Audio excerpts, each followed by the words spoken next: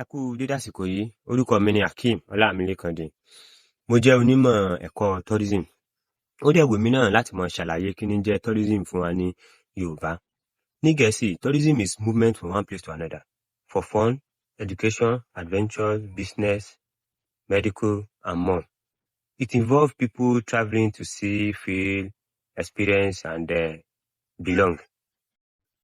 Ó túmọ̀ sí pé tourism jẹ́ ìrìn àjò láti ibìkan lọ sí ibìkan fún ìwòsàn, ẹ̀kọ́, ìdákòwò àti bẹ́ẹ̀ bẹ́ẹ̀ lọ.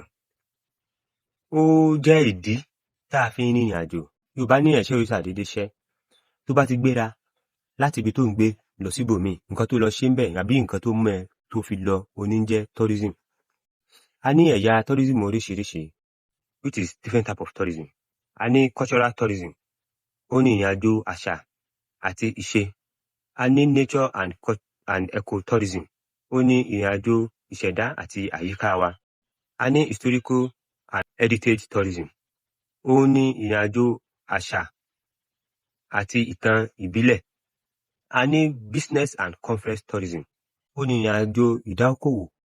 A ní leisure tourism, ó ní ìrìn àjò ìgbafẹ́ àti ìsinmi.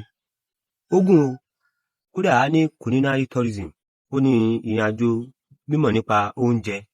A ní agric tourism. Ogun, ẹni ìdí tí a fi ń rìnrìn àjò òní ń jẹ́ tourism. Ní Nàìjíríà nísìn, a lè lá ní Dirty December tourism. A ní marriage tourism. Gbogbo oríṣiríṣi tá a fi ń travel láti ibìkan sí ibìkan òní ń jẹ́ tourism.